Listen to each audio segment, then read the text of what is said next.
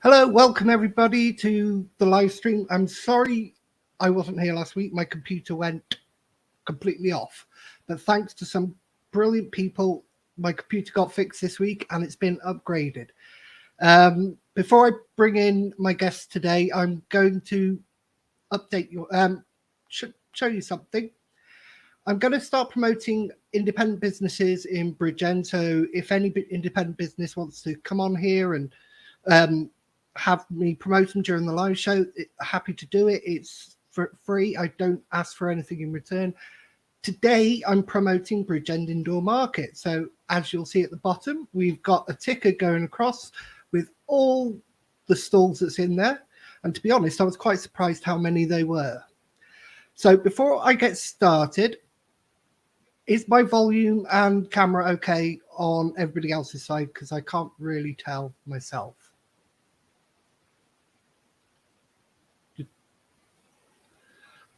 I'm guessing silence is golden, so I'll take it that you can all hear me, that I sound good. Okay. Right, I'm going to bring in my guest today, and today I have Cllr Amanda Williams. Hello, Amanda. Hello. Hi, how are you? I'm okay. How are things? Not too bad. Having a nice quiet weekend without the husband, is it? Yes, but doing all the football runs on my own. Although my father is helping. Fair play.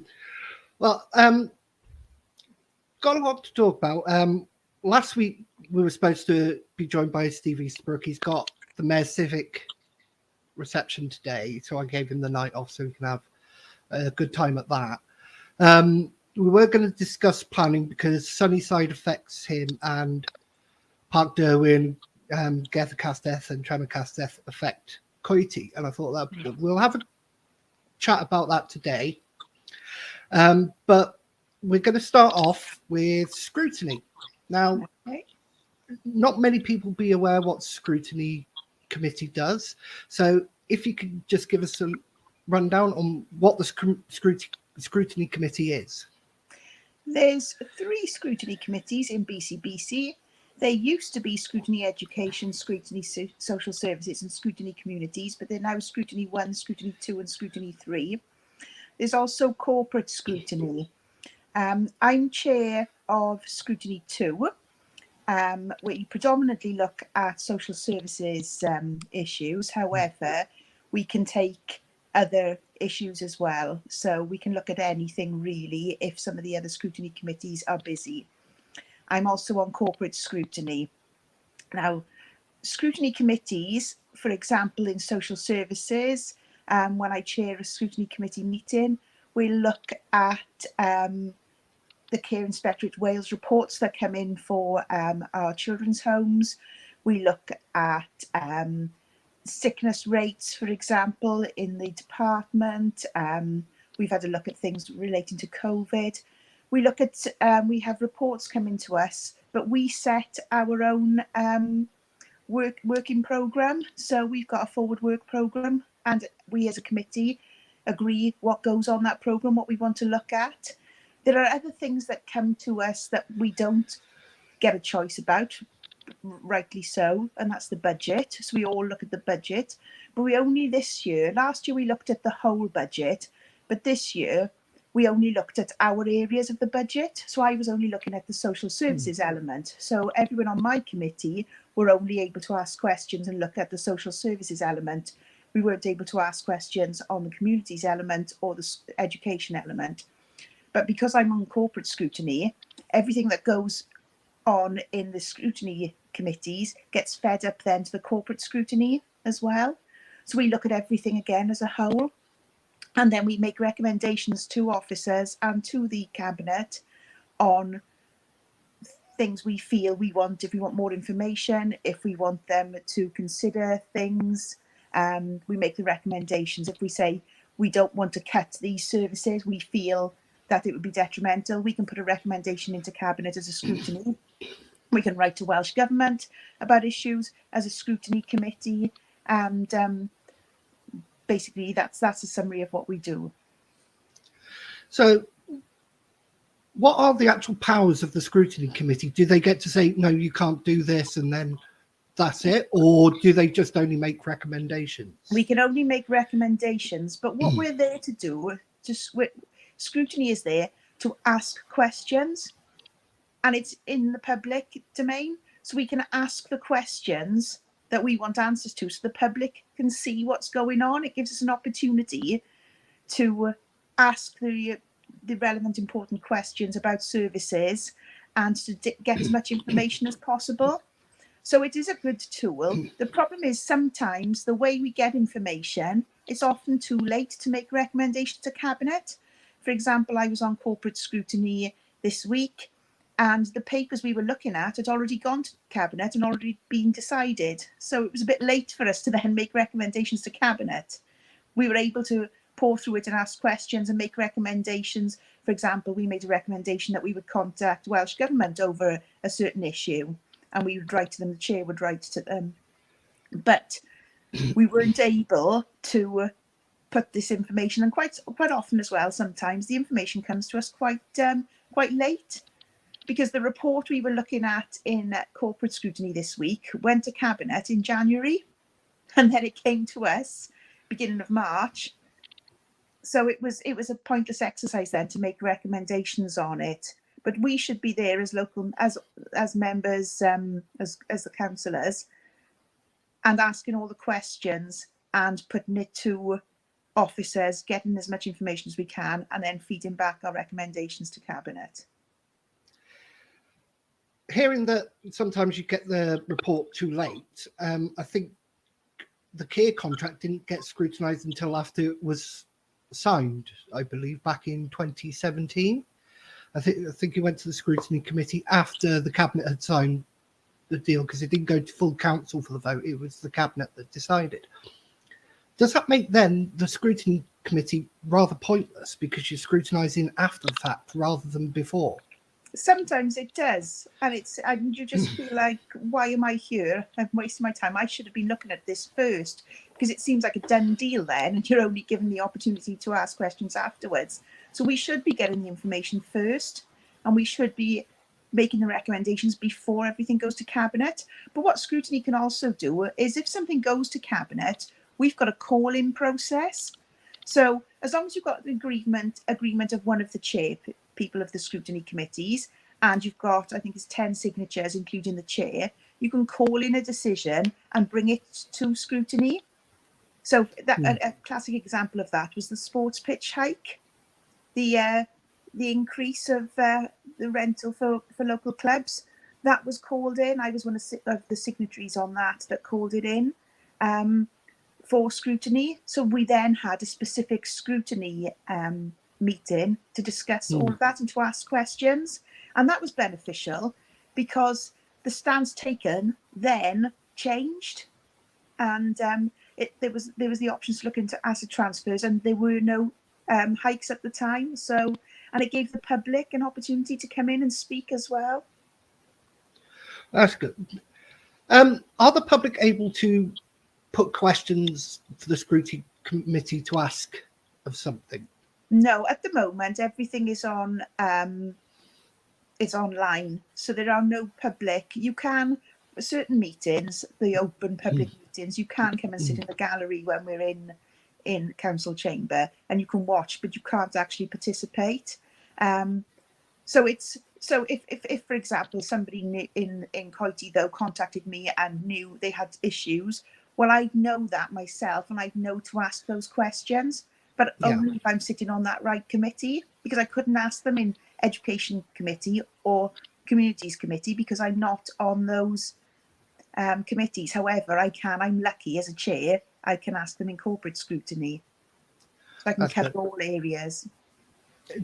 Just in case any other councillors are on here and would like to join us on this chat because they may have something to say, just drop me a message on Messenger and I will send you the link to come and join us. It's always good to have other opinions, which I would love to get on here, but everybody's making me quite an independent voice rather than let's hear everybody, because nobody else really wants to talk. But we'll carry on with this. The scrutiny is a positive thing, and Yeah. I've got to say that when we're in a scrutiny meeting, we are all asking questions. Doesn't matter where you're from, whether you're independent, whether you're Conservative, Lib Dem, Labour. We tend to all ask the questions that need to be asked, and there isn't anything. The recommendations come through, and I have to say, most of the time, there's no politics in those meetings. Yeah, it's the same old community councils. Quite often you find that people work together. When we do on Coity with the Labour and Lib Dem and the Independents, we all work together for the same process. It just seems the divisions, say for Facebook, between everybody, between parties and things like that. So Now, don't get me wrong, there are some meetings where I feel like I'm back witnessing my children in nursery school, where there's throwing from one side to the other and political comments. Well, it's Welsh government. No, it's not. It's UK government. And there's whole, honestly, it's embarrassing sometimes. But scrutiny is normally free from all of that. Yeah, I'm sure we'll get onto one of those meetings a bit later that happened the other week. Going back to scrutiny. So you've got the corporate, the education side, and what's the other? You've got social services and social service, corporate, and education. Is it the three?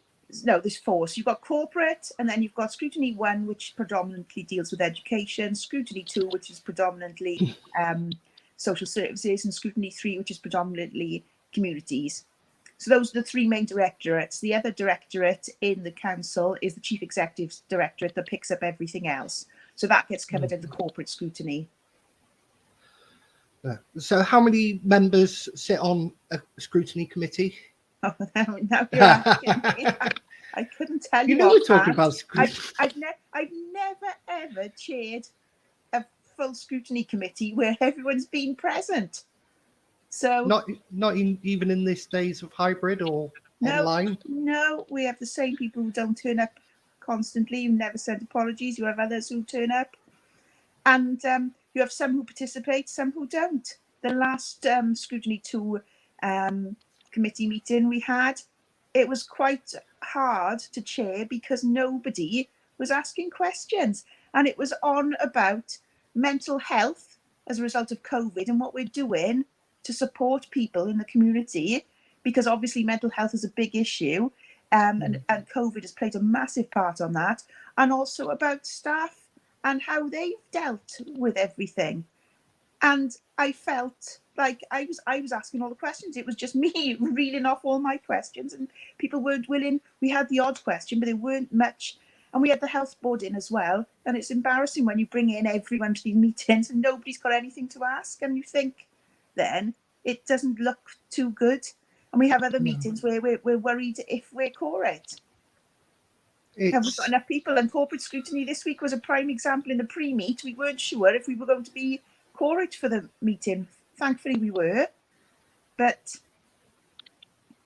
well, if people are on the scrutiny committee, I understand that you don't always have a question to a subject, but no, out of a group of people, there should be people who are really focused, especially on mental health, because we see it on quite a lot of councils' posts about mental health awareness and things like that. If people are on the scrutiny committee, surely they want to know what's going on, how it's going to be delivered, and how they're going to help.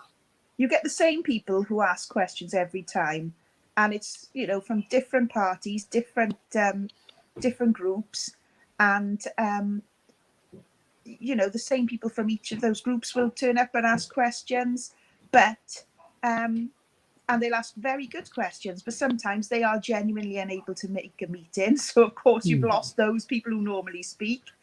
And then you've got others who I know don't read the papers even and attend these meetings, and they're not even haven't even read the papers, let alone prepared any questions. Yeah, well, when I interviewed Alex, the first interview I did way back in, I think it was August last year, and he was saying that he always reads the papers, but when the officers and that are there, they're basically saying exactly what's in the papers word for word. So maybe that's why people aren't reading the papers. Yeah, they do a before. summary normally. So, is it a problem with meetings being scheduled at the same time and people on different committees? There's not a problem with that, but there's a problem that's been raised by, I think, probably 99% of councillors, that sometimes, because you're virtual now and you're not travelling to meetings, they put back to back. And so sometimes, like Tuesday and Wednesday, I had constant meetings. It was Wednesday, I think, back to back from quarter to 9 in the morning until 4:30 in the afternoon without a break. Because people see, oh, they've got an hour slot there and they'll put a meeting in. And you're not having a break then, and you're running through constantly. So I think that's a difficulty, and I think that's felt by everyone. That sometimes people see, oh, they've got an hour there or half an hour, we'll put a quick meeting in, and they'll be able to do it because it's virtual. Now, people complain about it's an offshoot of scrutiny. People complain about how much councillors are paid, but unless you're a chair or a leader of account, the leader, it's only about £13,500 a year, isn't it? Yeah. And most people are going to have a second job to go with that, because it's not a lot of money and people expect more of your councillor. I don't have a second job to go with that. No, but I see the amount of work you put in. You're always on Facebook. You're always out and about, meeting Persimmon, meeting Jamie Wallace or residents. You seem to be on the go all the time. You seem to do much more than what would be basically a part-time job in regards to pay. Well, the pay is maybe part-time pay. Yeah, the job is full-time to me. I think that's why I'm contactable 24 hours a day, and people know that because that's what I'm here to do. That's what Tim Thomas said the other week, that he's had phone calls at 2 and 4 o'clock in the morning. Yeah, and people don't realize. But would it be more sensible if it was made full time and the pay accordingly with that? Because there is a lot of work to do. Bridgend County Borough Council are now not far off a £500 million spending a year council, which is a lot of money. And there is a lot of work to do. I admit there's not much there's sometimes lulls in some areas where there's nothing much going on. But in your area, you've had 3 housing developments, well, 4 if you count the one down. I think that the problem with that is it is dependent on the area. It depends on why, as a chairperson, you get more, because you have to have extra meetings. Now, because I'm on scrutiny social services, I'm also a member of the corporate parenting committee, so I have those meetings. I'm also a member of the community health council, so I have those meetings. I have quite a lot of those. I'm also on the care and repair group as well, and I'm on different things, different committees and different boards, so I have additional meetings as well that I do on top of that, so that's why I get paid a bit more. Yeah, but it must be hard for some people who do have that second job if there's a meeting scheduled at the time when they're actually in work. And I think there is a conflict, and I think some people who have a full-time job as well, the council bid is not their day job. I quite often hear it referred to as, oh, so-and-so isn't here because they're in their day job. Yeah. Well, this is a day job because I'm getting paid to do it. And I'm sure residents wouldn't be happy if they were told you can't speak to someone because they're doing their day job. Yeah. It may be something for the future for the Welsh government to look at, or the UK government, whoever decides that, because there is more and more work all the time, it seems. But don't get me wrong, some people have another job and they manage it perfectly well as well. So, it just depends on the person, I think, as well. I think it also depends on the employer you're working for, how flexible they are with what they do. We'll continue the theme of meetings here, and we'll go back to a week last Thursday for the budget meeting. This very calm, well-mannered meeting that I've watched since, and it was quite strange to see that Alex Williams, yourself, and Tim Thomas were put down in the meeting by the mayor, and when Alex brought up a thing about Charles Smith, the mayor didn't want to know and put Alex down again. Yeah. Is this a consistent problem within the council, that if you raise something, or independents or conservatives, or because Matthew Voicey was put down as well, the conservative councillor, is this something that is systemic in meetings? I think so, in some meetings, and I think some chairs are like that. Other chairs aren't. The last mayor, Ken Watts, would never have done anything like that. He was always impartial, no matter who asked a question. He was very sensible, and he followed the proper line, and he didn't bring party politics into it. And likewise, though, I have to say there are some Labour chairs, Conservative chairs as well, independent chairs, who don't in their meetings. They are very good. But I find in council meetings, we do get a bit, and we're supposed to put our hand up to speak, but we get certain councillors who immediately put their microphone on, their camera on, point of order, and they're there. And I'm convinced they're sat there texting each other in a group, because all of a sudden they've all got the same plan and they're all messaging. Because I've had that in the past in planning committee, when I was on planning committee, where they were all sending messages and tried to get me caught out for something, which I raised in my last video I had with you. So there are some people who are like that, but it's not everyone. I have to say, it's not everyone. Because watching that meeting, it was quite fast. Not just. I think it embarrasses the council. I think it's an embarrassment to BCBC. Anyone watching that would think, "Oh my gosh, these are who were elected to represent me," and it is. I'm embarrassed about it quite often when I'm part of these meetings and I watch things afterwards. Do you think it's more the fact that it's you're not there in person now, or is it like that, or was it like that in council chambers as well? Oh yes, it's more like a nursery school in council chambers, honestly.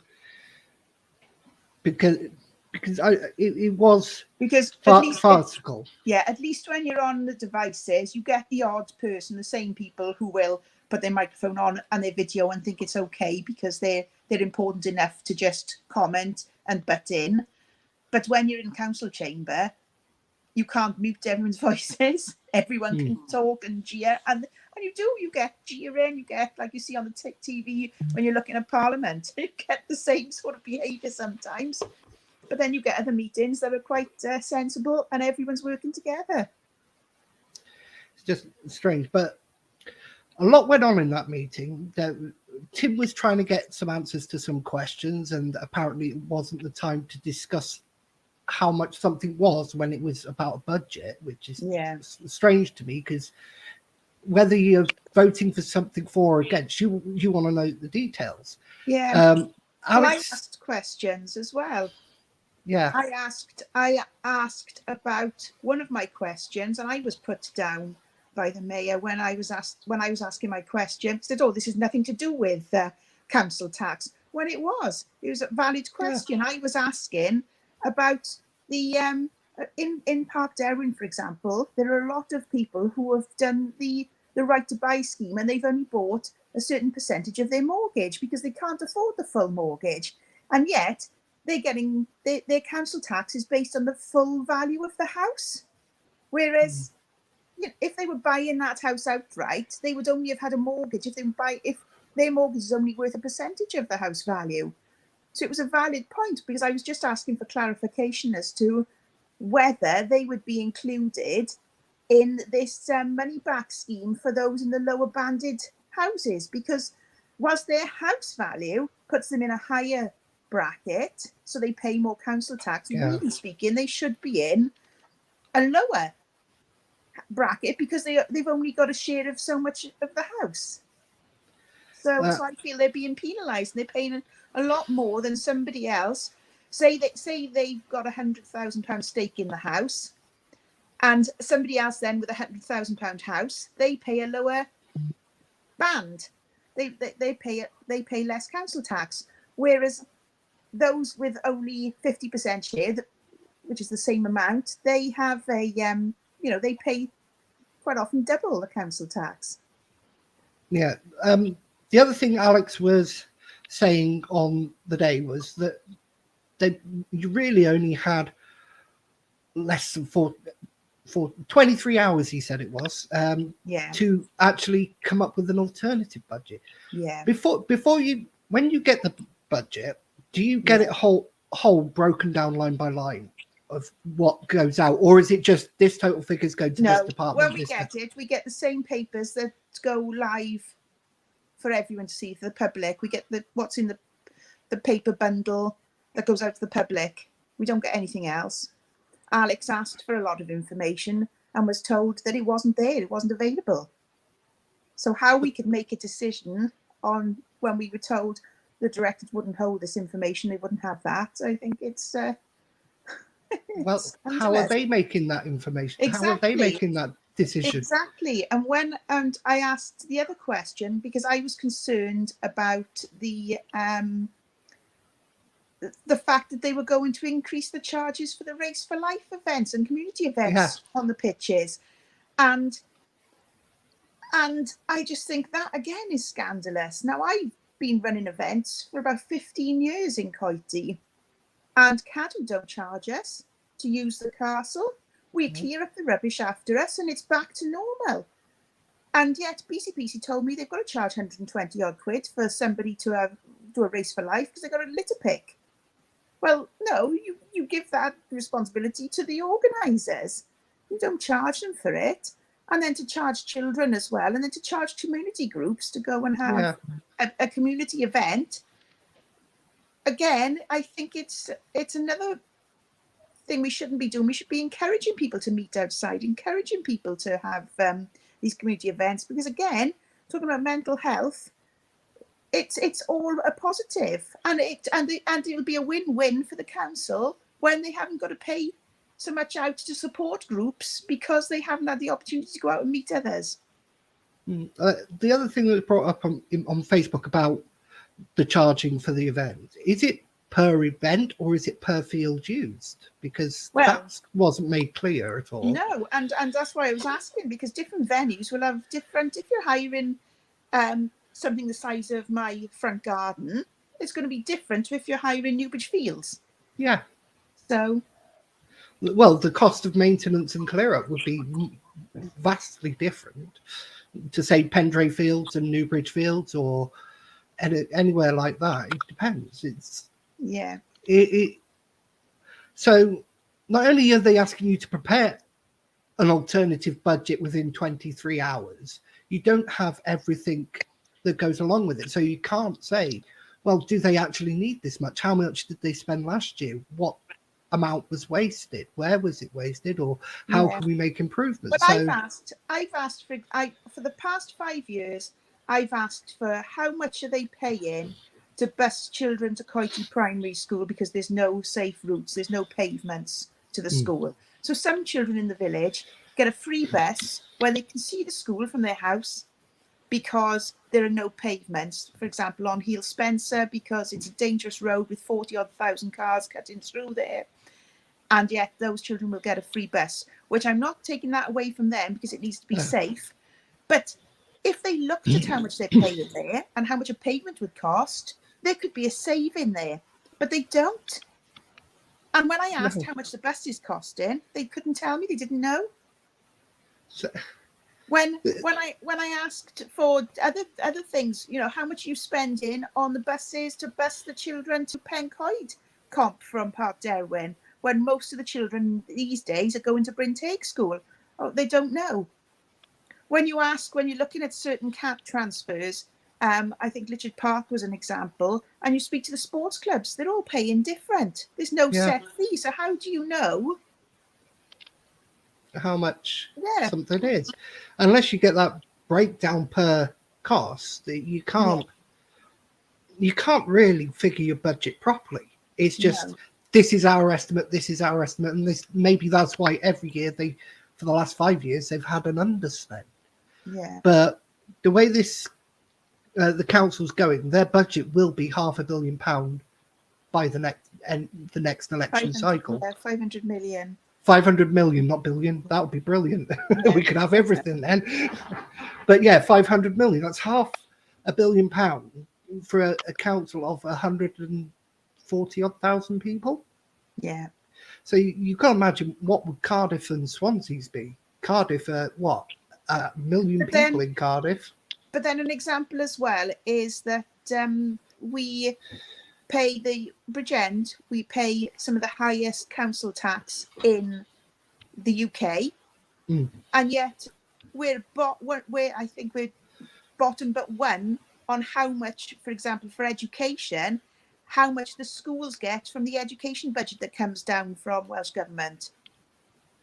So where's that money that's been top sliced going? Other authorities, the schools get a lot more. Yeah, I think probably the majority, the money that is probably missing that would make up per pupil spending, I think is what it is going towards this brilliant program of upgrading all these schools. Sorry, I'm just going to walk a minute. I'm just shutting my door. No problem. My son is on a device and he's shouting. While you walk, I'll just say we've got more people on now. So if there is another councillor out there who would like to come in and discuss, we're talking about budget at the moment. We're going to talk about school transport in a bit because Sarah Murphy did something this week. Drop me a message on Messenger and I'll send you the link and you can come and join whether you're out there. I don't know who's in there. The only one I know in there is Amy McConnell. Now, before we continue, I'll say if my computer goes off, you're going to have to do it on your own for a minute. But don't blame me. It's Amy's fault. But my computer has been running fantastically since she's done everything to it. And thank you so much, Amy. I will have another talk about that a bit later because there's something that's got my heckles up about that. So if there is another councillor out there who'd like to join in on the live stream or even prospective councillor, just give me a message and we'll bring you on. Anyway, what was I saying before that? I lost my train of thought. Talking about the budget. Yeah, we were talking about the budget, but there was something I was going to say. And how we know where savings could be made and what information we have. Oh yeah, well I was talking about the schools, wasn't I? They're doing this modernisation program for schools. It's all great having the iPads and laptops and things like that, but unless you've got the best tool of all, great teachers, enough teachers, there's no point having all these but the schools gadgets. The school fund all that equipment themselves. They did have throughout COVID, the Welsh Government I think did give grants for equipment for those children who were working from home, but the iPads and things are funded through the school. But, so they fundraise or they have to take it out of their budgets. So yeah, but they're building all this. I'm talking about these schools like Athelin where they've got all their touch screen and things like that, and I think that's well and good. But as soon as they were announcing this modernisation program back in 2017, they cut the actual budget that was going to schools by 500,000, I believe it was. Now, teachers are the most important tool that any school could have. You could be in a porter cabin, but as long as you've got a fantastic teacher, you'll always learn. I had a great teacher for history years and years ago, and it's the way he taught the class. He made it engaging, he made it fun, he made it enjoyable, and that's how you learn. It's just boring and monotone, this is what's on the screen, just read it. Kids switch off, they need to be engaged and things like that. We've got fantastic teachers in the borough. Yes, we have. And I think people forget exactly what they went through during the lockdown and the additional work they've had to put in, particularly of those teachers who were also in hub schools. Yeah. Coity, for example, was a hub school.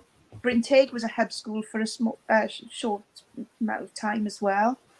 And, you know, they were going in to the school and then having to prepare all the work outside of the school as well for their classes. And they worked tirelessly. And I think, you know, people don't realise, and they were forced immediately to turn to online learning. And then some schools were criticised, and then others, because they were doing it differently. But they'd never done this before. And it was all new and thrown at them. And I think in the circumstances, they did a fantastic job. Oh, yeah. They did a fantastic job. And I think people have forgotten that now. When we were clapping on the doorsteps for the key workers, I think they've forgotten now some of that, you know, the effort and what people put in.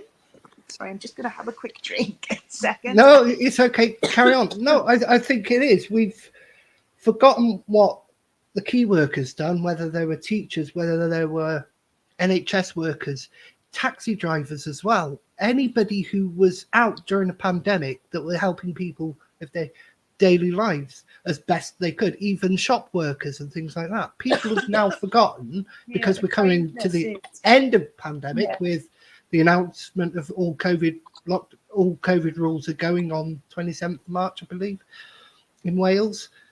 The people are forgetting and going back to the ordinary days of they're just doing their job. And I think the kindness has gone that we were showing everyone. Everyone was kind, and that's slipping now. Yeah, the respect. I'm a chair of governors in one school. I'm a LEA governor in another school, and I must admit, before I was a governor, you didn't see the work that goes in to teaching behind the scenes. No. And it's quite easy as a parent to criticise, well, my son hasn't had this done, or my daughter hasn't had this done today, and they haven't had homework sent home this week, and that class has, or they've had too much. You can't win. There's always going to be, but I think people are back to that old nitpicking and complaining. Yeah, it's back to normal for everybody, isn't it? Unfortunately, but a lot of it's like, I don't know whether the council are outright.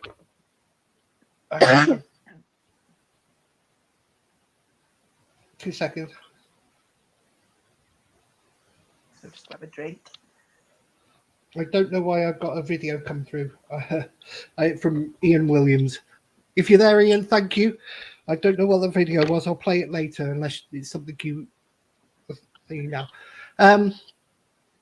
Yeah, I know when they built the new Maesteg school, they borrowed money for that. Yeah. And it was a lot of money. A lot of interest that they would be paying on top. I think it was more than double what they actually borrowed. Yeah. Are they still borrowing? No, I think that was a one-off for that school. I think they tried a different scheme, and a lot of the time now, I know they're looking at building a new Welsh school, and when they do that, it'll come out of their capital reserves plus also Welsh government funding. So no, and I think that I might be wrong, but I think the rules have changed now on borrowing by local authorities as well, and it's limiting what you can borrow. Yeah, but we'll continue on schools for a second. I won't talk about the school transport yet, but it will feed into what we're talk about now is the buildings of schools. Coity Primary have had a problem. Also, the new Menning Primary School and Bencoy Primary School with drop-offs, which has been this week. If Tim's here, he's got a lot more information than I would have. Is it a failure in the overall planning for the schools that seem to be a problem? I know Coity seemed to be a failure.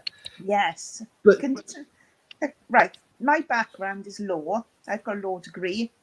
I worked for the NHS for a number of years, dealing with all their claims, their inquests, and their serious incidents. And serious complaints. But my background before that was personal injury claims, private companies. And then, so I've got a background in road traffic accident investigations and dealing with claims. And I used to go out and investigate areas where serious accidents happened and prepare locus reports for where there was a significant injury. So that's where my background is. So when, so I've been a governor in County for a long time, when they designed the car park, and it is a car park, not a drop off, it was open for 2 weeks and there were so many near misses. Now, my daughter ran across the crossing on a Saturday because we had a Christmas fair, and her head height was below the height of cars. She was only 3 then, and luckily the car slammed its brakes on and didn't hit her, because there were parking spaces right up to the crossing with no visibility, and children are smaller than cars, particularly primary school children. They're smaller than cars. So I battled for years, meeting everyone. I met the old chief executive, Darren Mepham, and in fairness, and I worked together with the chair of audit at the time, Lynn, who was a Conservative councillor, and we worked together. We met with Darren Mepham, and we eventually, having met with everyone, we got the message through, and he seemed to understand, and everything seemed to resolve itself for a short while. And then we've been told again at Coity, oh, you've got to open the car park. We're going to get a report about what needs to be done to make it safe. And they basically, the company, picked up everything I'd gone to them before and told them about, and they paid tens of thousands of pounds for this report. And they carried all that out, and it's still not safe because there's parallel parking spaces, and each of the spaces has got the same width. Now, if you look at the BCBC's LDP, their LDP for a parallel parking space, they say it should be 6, I've just got to work this out now, 6 meters, I think it's, 2.5 meters wide and 6 meters long for a parallel parking space, or 6 feet. No, it wouldn't be feet, and meters. But when I measured all the car parking spaces, they were all 1.92 meters wide, and they were all different lengths, totally different lengths. So you had some that were 2 meters shorter than others. You had 4 spaces that were on a roundabout. So they were curved spaces. Now, I'm not a bad driver, but I've never been able to put a rectangular car into a curved space on a roundabout and keep it within the lines. So when you've got the spaces that are too narrow, the first thing that happens is you're squashed into this space. Your wing mirrors are then into the pavement, and you've got children there. And if you're reverse parking and there's a child walking up that pavement, you're going to have contact. Children walking are going to hit the wing mirrors. I've got a big car, and they hit my wing mirror. There's no way I could fit into the space, and they'd packed it all into such a small area as well. It was ridiculous. So I said, it cannot be open. It's not safe. So the health and safety exec visited, and they agreed, which is where the whole issue, I think, about the other schools has come in, because they then said, well, we've got concerns about the design of all of the new schools, because after the absolutely tragic death of the boy in my stake, BCBC wrote to the coroner and the health and safety exec saying we would not have, we promise we will not have any cars and children mixing at school drop-off and pick-up time. All sites will be shut down. But then they were trying to go against that and force some of these sites open, and then trying to blame parents for their parking, when it's not. It's the poor design. You bring cars into, you will have the odd driver who is a bad driver, but not everyone. And to just put the blame onto the drivers, I think, was really quite rude and inappropriate, because it was the designs. And the problem they've got, though, is the conditions of the planning to do with these schools are that they have a drop-off. And Yeah. those who bought their houses around these schools had these conditions in place that it shouldn't impact them too much because there would be drop-offs at these schools. So by not opening them, they're in breach of planning conditions. So, you know, it's one of, but breach of planning or a child's life. That's what you've got to weigh up. No, I completely understand it, but I think the problem is, we'll take Bremen Primary School as an example. You've got a comprehensive school or a college school right next door. You've got an elderly home just in front of it, and then a little housing estate that they've just built in such a small area. Yeah. And it was a nightmare before when you had Archbishop McGrath and Souter schools there. It was a nightmare. Yeah. There was cars all the time. It was a pain, and I felt sorry for the residents that lived in the little estate just down that Skull. But why squash things so closely together? Because, it's the land issue, isn't it? They're not going to waste. It's like when you build new houses, you look at the streets and the new houses, they're all crammed quite close together. They don't make it spacious for people because there's less profit in that. So I think it's down to simply that. Squash as much as you can into the small piece of land. And I absolutely feel for all the residents around, because why should they have to put up with it? They shouldn't. They bought their houses with these conditions of planning that would make it easier for them. So, I think the problem with Derwin and Bremen Primary was they were built right towards the main road. Instead of building them further back on the fields and have playing fields coming down the sides, children could have walked in one side and the other side very cleanly and have nice car parks to come into, taking everything away from right up front to the road, because people want to park as close as they can to the school, especially in bad weather. They don't want to take it too far away. So if you have the schools further back, people have to go away from that road into large car parks right in the front, which you can have safe walking then and safe drop-off points, have a one-way system going round. Yeah. But the fact that they built them so close to that main road and had the playing fields at the back instead of having playing fields towards the sides is a problem. I don't know about Pencoed. I haven't seen the new school there. And Coity's a nightmare because it's right in the middle of the estate, and you've got they're not wide roads either. They're quite narrow. Yeah, the bus struggles to get down there. The big bus that picks up all the children who can't walk to school because there's no pavement. They don't know how much it costs. The bus struggles to get around. So it's not really. It's nonsensical, really, and it just makes you wonder why they're doing this. I understand we've got certain limited space in certain areas where you need the school, like Parkdale, like Bremen, but you need better ways to school. better ways to figure them out. Yeah, Coity's a 2-form entry school built on a 1-form entry plot of land. So it was always on a loser. At least the other schools, the car parks that they've got are bigger. But Coity's you couldn't do anything with because there was no room to expand to widen the roads or anything. And health and safety exec, fair play, and totally agreed with everything I'd said. So, but it took 5 years for them to sit up and listen.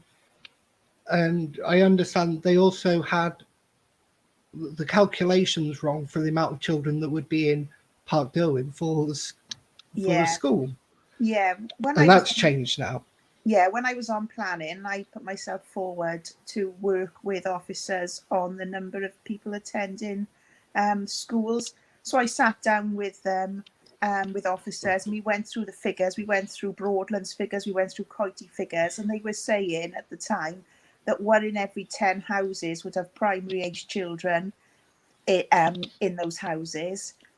20% of those would go to a faith school, 20% would go to a Welsh medium school, so only 60% of 1 in every 10 houses would have primary age children, which was incorrect. So I'm more confident with the figures now, and how much they're having off developers. But again, I'm worried that when you for example, Park Derwin was built with 1,500 houses in mind. They've exceeded this. They've built Cllr Castell and Tremor Castell and thought, oh well, we know Coit's going to be too small, so we'll send all of those children down to Christchurch. But when they built the houses, I mean, there were fields there beforehand, and the catchment areas cut through fields, and they didn't look at those catchment areas when they built the houses. So in Cllr Castell and in Park Derwin, there are a number of houses whose front bedroom is in Coiti catchment and whose back bedroom is in Christchurch or Litchard catchment. So which room did you sleep in last night? Which school are we going to? So you know, and there's streets. There are streets with a divide, and one house is in one catchment and one is in the other. And they should have sorted all this beforehand. And when I raised it with Park Derwin, they went and did the same thing after I'd said about it in Cllr Castell and didn't resolve the issue. And it was, you know, they should be doing all of this, not dealing with the aftermath, because now they're not in Christchurch catchment, some of the Cllr Castell houses, so they have to pay to bus these children to another school because Coiti's full and Christchurch is full. Now, in the provision of building Park Derwin, there was 106 money put aside for supposedly expanding Coiti Primary. Yeah. Well, but I think in a way it's a blessing because it can't be expanded at the moment. It could be expanded. There are opportunities. I did meet. Now, my husband's a chartered civil engineer, so I took him out first to run through my ideas. And I met with officers and I gave them examples. And what I told them would allow for the children to have more play space as well, because at the moment they're cramped. The amount of accidents on the yard, because the yard's too small for the number of children in the juniors, and it would give them more play space as well. And at the time when we were looking at the plans for Coiti Primary in the old school, I asked them, will we be able to expand on this school if you build it too small, like built Broadland School? Oh yes, we'll be able to expand. We've designed them so you can just add on. So that is being explored, and hopefully that will be resolved. But there is, since then, they've agreed additional houses. There's 250,000 pounds additional Section 106 from the bottom of Park Derwin, which states in there to expand or to increase capacity at Coiti Primary. It's not just to provide school places, it's specific about Coiti Primary. But then all the money from Cllr Castell and Tremor Castell, that money, the Tremor Castell money I think went for quarter cabins in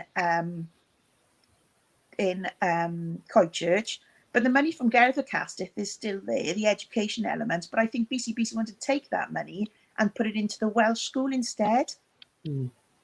So the children who would normally be going to Coiti Primary will lose out unless they're Welsh speakers. They'll have to go to the Welsh school. So that's something I'm still talking about, and I'm in talks with officers about, in the hope that we can resolve. And I've been told that there's potentially some resolutions coming shortly. So watch this space on that. But again, when they were looking at, when I had meetings, I said, right, so when you ask for each house that's built, you have to look at your figures and how many children you think would be in the school and the area, and then you get Section 106 money from the developers. And so each child, each place is worth money. Comprehensive places are worth a different amount to primary. So I said, what about special needs children? Because their schooling is far more expensive than an able-bodied child. For example, if they're going to Heronsbridge, how much do you get? Oh, we hadn't looked at that. And I said, well, so you haven't had any money in the past from developers for these children? And they worked it out. It worked at the figures. Would have been 1.8 children from Park Derwin would have fallen in that category on their numbers. And when they looked at it, it's actually £52,000 per space in school. So of course that money had never been coming in. So they've changed that now, and they have added that Which is good. So that's an improvement as well. So we haven't seen any schools being built yet with these new additions. So hopefully when they do come, we will see an improvement in the capacity, because at the moment, Coity, last year there were 32 in catchment children declined a place in nursery. The year before, I think there was about 36. The year before was similar numbers. And it's sad. And you've got neighbours who one child is getting in, but others aren't. And if you live now more than 400 metres from the school, in some cases 350 metres, you can't get in. And you might live right next door to the back entrance of the school, but you can't get in because they're doing it from the front entrance only. So you've got to walk all the way around to the front. So you could climb up the fence and go to school in seconds, but no. Yeah, it's crazy, and I thought this was actually going to lead into something else instead of planning, but it's leading into planning as well. But I'll go back. This week in the Senate, Sarah Murphy, Labour MS for Bridgend, called for the Welsh Government to release the delayed report from last year on school transport. And I congratulate her for that. I posted on my Political Hour Facebook page and that, and I'll praise anybody if they're doing good like that. And she is fighting for it, and she's putting her money where her mouth is. In fairness, I believe Cabinet have also been requesting for it, and BC officers have also been chasing for this as well. So people are trying to get it, but it's just not been forthcoming. The Welsh Government said it's going to be delayed indefinitely, which could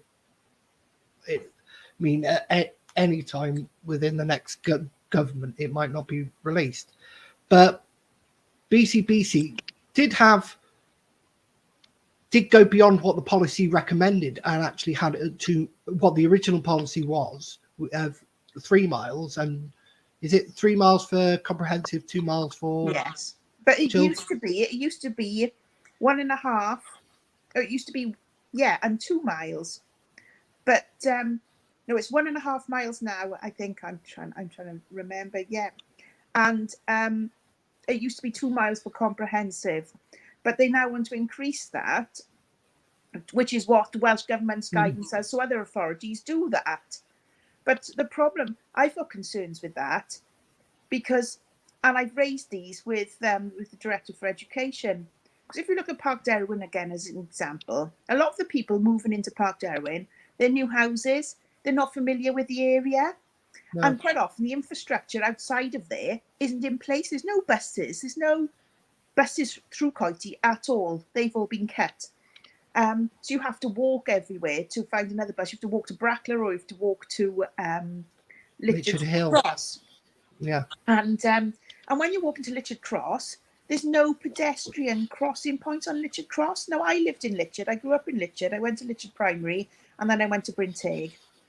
And I used to have a free bus from the top of Litchard, but those at Litchard Cross used to pay for the bus, but they'd get on it and they'd have a ticket, which worked fine. But if I was in an after-school club or playing a sports match or missed the bus, I'd have to walk home. And it was a nightmare trying to cross at Litchard Cross, because you've got the ambulances coming through and everything. And if you look at case law, they suggest that a child under the age of 12, and in some cases they even go as far as 14, cannot tell the speed of a car and whether it's going fast enough that it's safe to cross. And yet we're asking children now to walk from Park Derwin to, if they go to Bryn Teg school, to Bryn Teg. And these are the children who are in the Bryn Teg catchment, because most of Park Derwin is Pencoed. So they will argue, well, that's your parental choice. They go to this school, that's fine. But there are some who are in the Litchard catchment who are being told they have to walk to school, and it's just inside the 3 miles, and yet it's not safe. We've been asking. There's residents living on Litchard Cross. Some delivery drivers are bypassing the lights when they deliver, and they're going across the pavement and cutting the corner where the children are being dropped off on the bus.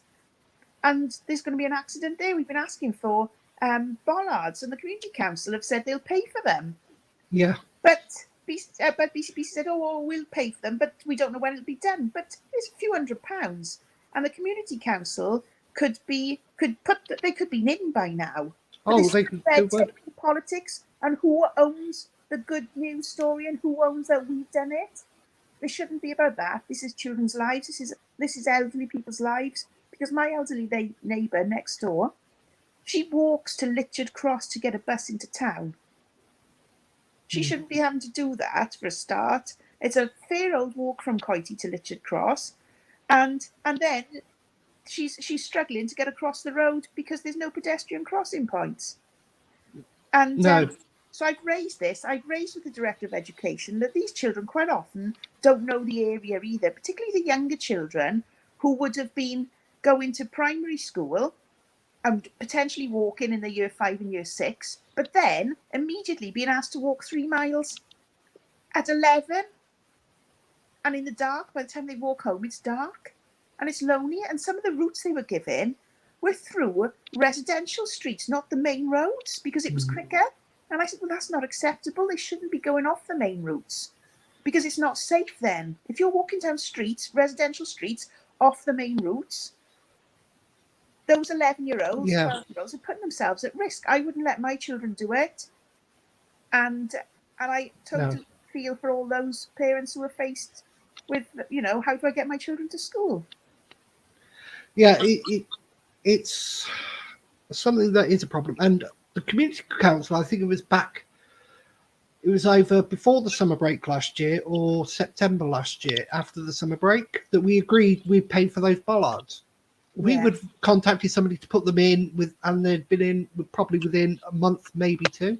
But we're now 6, 7, 8 months later, and BCBC. And there's been numerous near misses since, because the resident contacts me, even though she's not in my ward, she contacts me because her counsellor doesn't listen to her and doesn't respond. So, but there we go. Yeah, it is. It is silly, and I'm glad Sarah Murphy is really pushing for this. I'm glad to hear BCBC and the cabinet are as well. Every scrutiny meeting, we're talking about scrutiny, every corporate scrutiny and scrutiny education, we're asking for updates, and everyone is pushing for it. Yeah, it's good, but could BCBC got 19 million more than they would have probably expected this year with the 9% increase. And yes, they've frozen council tax, which is good. We discussed this last time, me, Stephen, Martin and Leanne, that they could have probably gone further. But I think people would have been happy. That was my argument. And, I was asking for these savings they were going to make by increasing costs, and then being asked to vote when they couldn't answer my question. And when they said they would come back to me with an answer they would look at it further, my question. Well, how could I vote when I haven't an answer to my question on certain things? But I think they could have. And I think Matthew Voisey, the Conservative councillor, had a very valid point when he said, this £500,000 that's unallocated, why are we taking money off residents and having it as unallocated when, in case we need it? What about those residents in case they need it? They haven't got that option to dip into that little pot because it's been taken from them. And whilst it's only a couple of pounds, it's still matters. Every little bit helps. It's every penny helps. I know. I know I'm not in Bridgend at the moment, but I live here and up in Cummer, and benefits really aren't covering living at the moment, especially with energy going up and food prices going up. It's getting harder and harder. I had an email last week to say my energy bills are going up £1,900 next year. So how are people supposed to live with that? Especially, I would say mine's got a pretty good job. You've got the council job, but you've got 3 kids as well. But there are people. There are people who are much worse off. Cannot afford that. To pay it now, let alone the hike. I mean, that's well over £100 a month. As well, it was over £150 a month. I could find.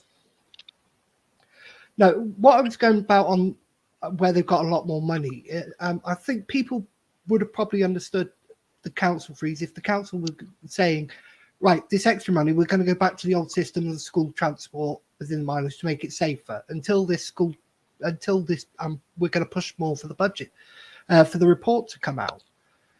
They've done it before. It's not like they can't do it. They can do it. They've had a lot of extra money this year. Okay, they put some into education and other things. It doesn't total up 19 million. And No, even with the freeze. I think in real terms, schools have been reporting that there's no real difference. No. So a lot of this money as well is to cover ALN, the ALM bill, additional learning needs, which schools have been doing without any funding. So it's, it's going to cover that, which they've been doing anyway and struggling. And it's going to cover pay increases because there is a pay increase coming through for staff, So there's the minimum wage and everything. So it's going to cover all of that. Yeah, and probably the rise in. So there's not as much money, I don't think, left over. But that's just my interpretation of looking at the papers that everyone's had. I've had no different papers to anyone else. You've just had the basic budget, which is available for anybody to see at this point in time. I've had opportunity to look at certain areas, and as part of scrutiny in that, to ask questions. So I've had that opportunity to ask certain questions, but I haven't had much more information given to me at all. And that is a problem. I'm going to take pause here for a second. I'm going to say about what, for those of you who weren't here at the start of the live stream, what's going along the bottom on the ticker. A second, then. That's fine. Go for it. On the bottom is all the stalls you can find in Bridgend Indoor Market. There's so much in there, and I will say Peterwood's Butchers, the meat there is brilliant. The snack shop, if I'm down there, I'll get chips, and they do a lovely curry sauce there as well. Every time I go there, I have it. School. Yeah, and they still do the same curry sauce. It's lovely, and it is absolutely amazing. The Teapot Cafe and Thailand Place, nice breakfasts in there. I've only ever had a breakfast there. It's brilliant. And the jewelers, anytime I've got a problem, I don't wear watches often, but if my watch batteries run out, they replace it, and they're very quick and very reasonable price. And the fruit and veg, I haven't tried everywhere in the market, but go down, support your local independent traders, whether it's in the market or any other store. But that's what the ticker is there today. I'm not getting anything for this. They're not giving me anything. They're not offering anything. It's just my little way of giving back, and I'll do this every week for a different independent business. I won't promote bigger chains or things like that because they have their own advertising and that, whereas locals generally use Facebook, the cheap free advertising that they can, and I'm doing this. So please go support your independent traders in the market. There will be a couple more there soon, as I've been learning this week. I don't know who they'll be, but I go down, you can get anything there, sweets, baby clothes. There's even knitting classes, apparently. My grandmother is 98 this summer, and throughout lockdown, she knitted. She was on her own, and rather than be lonely, she knitted baby hats and little baby cardigans for the hospital and sent them in for the new babies. And she knitted bags of them, and I got her wool from the market, from Carol in the market. It's fantastic, and you get real personal service. And I was having deliveries, and so I thoroughly recommend the wool shop. It's nice to have a natter in there as well when you shop there. I also get my meat from Tim's, but just fantastic meat, and particularly now with the summer come in, all the barbecues and everything. Oh my gosh, his eyes light up, I think, when I come in. And I get my fruit from there, the Welsh cakes. I love the Welsh cakes. I get my cheese from a stall in the corner, and it's fantastic. You can get virtually everything you want in that market. It's surprising when Tim sent me through the list of everything was in there. I was only expecting like half a dozen or something, or maybe 10 at the most. But Yeah. there's loads going through. I was typing them out earlier because I have to type them onto their ticker. And I was thinking, God, is this ever going to end? They're all in there. So go down and support. I love the smell of Welsh cakes. I don't like the taste of Welsh cake. But I love the smell. The smells in there are brilliant, especially with the takeaways, with the Thailand place, with the Welsh cakes. It's amazing. And the fresh fruit in there, in the fruit store, I've never had bad fruit from them, or veg, when I've been there. I don't go there often because I can't get down there that much. But if I'm in Bridgend, I will pop and say hello to Tim, probably buy something like a bit of bacon, because my son loves the bacon from there, the fresh cut bacon that they do. And I'd recommend everything in there. yeah, and I'll always pick up some fruit for myself Yeah. while I'm down there. It's a lovely place. So please, please, please shop in the market, help local people to get back on, because people don't realize they suffer through the pandemic as well. A market had to be closed for a time, and Bridgend Council, while they did help in reducing the rents by 25%, even when closed, I'm guessing the market stall holders had to pay their rents when they were earning nothing, essentially. So please, we're coming out of the pandemic now. Go help them. I know money's tight and I know it's hard, but if we keep the market around, Bridgend was famous for its market, its cattle market, where Ravenscourt is now, I believe, in the embassy round by there originally. Oh, I used to remember going down there to the markets. I used to love it as a child. Yeah, it's great. Yes, we have these kind of markets that come in Bridgend Centre, the craft markets, the market they had the other week. It's great to see them. It brings more people down, but don't forget your indoor markets there as well. Go support them. Thank you. Yeah. Right. I've done that. I've done my good deed. And as I say, I'm not getting paid for this. Nobody's given me anything. I'm not asking for anything. I've got somebody who's started a new business coming up next week that I found out today. They're starting the new business tomorrow.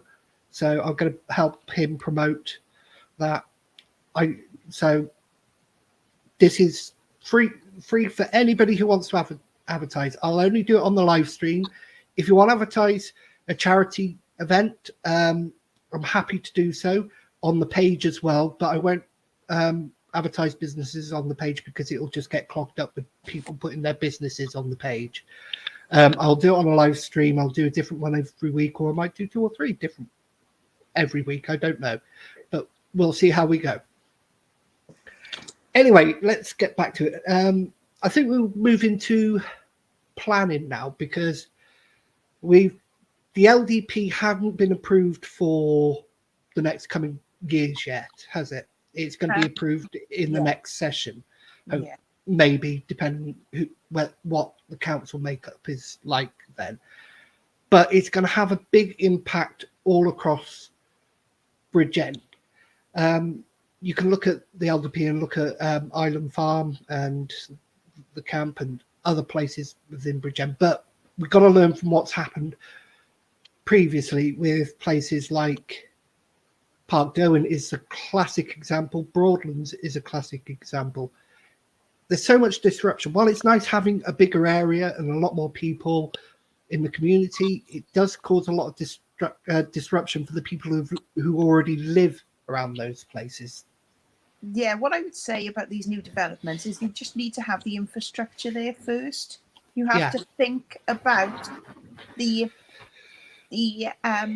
footpaths out of these areas, the roads out of these areas. With Park Derwent, what disappointed me the most is that when they were doing that, building it, they should have at the time put a footpath in on Heel Spencer, because it was absolutely a no-brainer. That should have been done. Could have been paid for with Section 106, and it should have been a requirement for that development, because there's no pub or anything there. Everyone uses the 6 bells, but they're putting their lives at risk. 40-odd thousand vehicles cut through Coity every week, and people will say, well, tough luck, and those people who are using it as a rat run, but it's not safe. No. They should be, if they're going to use it for cars, if they are not going to stop the cars cutting through, they should be making it safe. They should be slowing that traffic down. They should be putting footpaths in, and they should have done that at the outset with the with the development. And Park Darwin themselves then were sort of isolated when they were built as well, because only recently have they put the footpath in to link to Cllr behind the hospital. So there was no way out there either. So they've only just done that. And so those should have been in from the outset so people could get about and people could walk, not put in as an afterthought at the end. And again, if you look at Park Darwin, supposed to be linked to the village, there's a green wedge and there's supposed to be a footpath going through. Well, that's been left till the very end, even though the school's moved, because there's no money in that. They just want to build all the houses first, when that should have been done again first. They should look at the infrastructure, getting that there before they start building the houses. Okay, it just a message came up from Steve Bledsoe. Trust me, I know the route isn't safe. Blackthorns lead to the hospital visits. As if anybody watched the live stream video. I was walking around with him. No, it was Martin. Martin was with him that day. Yeah, with Stephen Bledsoe when he was standing for MS, he stepped on a blackthorn. On Heel Spencer, which is why they pay for the children who live on Heel Spencer to get a bus to Cllr Primary. But you'd think, having paid for it now since 2015, it's an ongoing expense unless they make the area safe. I just don't know why they begrudge putting a footpath in. A pregnant lady's fallen there. A dog walker was hit whilst walking her dog. We need to look at the safety elements. But we're told, but nobody's died in the last 12 months. But a man did die in Litchard Hill. But they told me that it wasn't a priority about the crossing points on the bottom because he hadn't died within the last 12 months. He'd actually died when I put the referral in, he'd actually died 18 months ago. So why didn't they do it in the 12 months after he died? Yeah, well, they don't. So, and we shouldn't be reactive. We should be proactive, particularly when it's about people's lives. But you've also got to think of Hill Spencer, not just people being able to walk and making it safe, but the fact that they're using school transport to go from Cllr to Cllr Primary, the fact that the environmental damage, in 2 years, they're probably 2, maybe 3 years, if they put a path in there, they'd have saved what they would have spent on the transport day in, day out, and that. And it's a safer route it would be a safer route to school. Then you could put a crossing there as well, just to make it even safer. Yeah. And it would slow down the speed of the traffic cutting through as well, and make it safer for everyone. But that's something I don't think about. And you were saying about the infrastructure. It's not just the road infrastructure you've got to think about. It's the school being in and ready, medical facilities, shopping facilities, and bus facilities. Yeah, but the problem with bus companies is they're private, so obviously they will only run where they will make a profit, particularly since the money has been taken away from them, the BCBC, the subsidies. But doctor surgeries are down to the NHS. Now, the planning, in all fairness, has no control over doctor surgeries going anywhere, and they cannot make them, they cannot force them. But it should be something. Welsh Government oversees it all. They should be looking at that. They should be saying, well, no, you need to. But it's not. They're not compelled to put a dentist in. They're not compelled to put a doctor surgery in large new developments. They have to provide spaces somewhere, but... Well, it's Tanacoid surgery in Sarn that's linked to Park Darwin, but that's going to become even worse with the new development in Tondy, the houses that they're going to put there, because there's only a tiny little surgery in Aberkenvic as it is.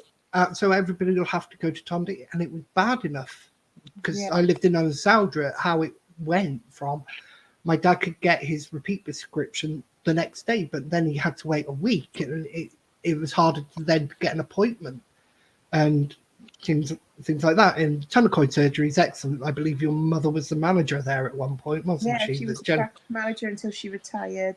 But yeah, but I know when she was practice manager, the struggles they had Yeah. to expand. They were told they had to expand to take the patients from Park Derwyn. And yet, Valleys to Coast, I believe, owned the land next door at the time and were reluctant to sell them the land. But they weren't using it for anything. It was just green wasteland. And so they couldn't expand until they'd released the land to them. Who had told them they had to expand? Was it BCBC or the NHS? Yes, because they have to provide doctors. So the NHS, well, you will be picking up these patients, and they wanted to expand. But if you haven't got the land, and if you look at Aberkenfig and that, you have to have the land there to expand on these surgeries. Yeah.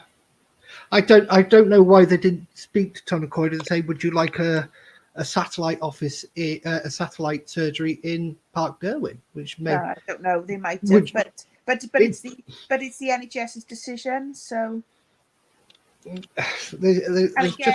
again now you look in, the shops still aren't ready. They're the last things to go in, so they're forcing more traffic on the roads because there's nowhere they can walk to. Yeah. If it wasn't for One Stop now that's gone in as well, and you've got the little village shop, everywhere else you have to go to in the car. Yeah, it's not, and especially if elderly people live in the area, they can't and don't drive. There's no buses. It's not safe, and it's not easy for them to walk. There's a lack of, as Ian Spiller puts it, is the joined up thinking, not just BCBC problem, but Welsh Government and NHS. Instead of working all together, they're making individual decisions and making individual choices instead of, right, we want, how many homes is it? About 2,000 now in Park Derwyn? No. Tonacoid and Gather Casteth and with them as well, yes. There's certainly the 2,000. About 2,000 new homes.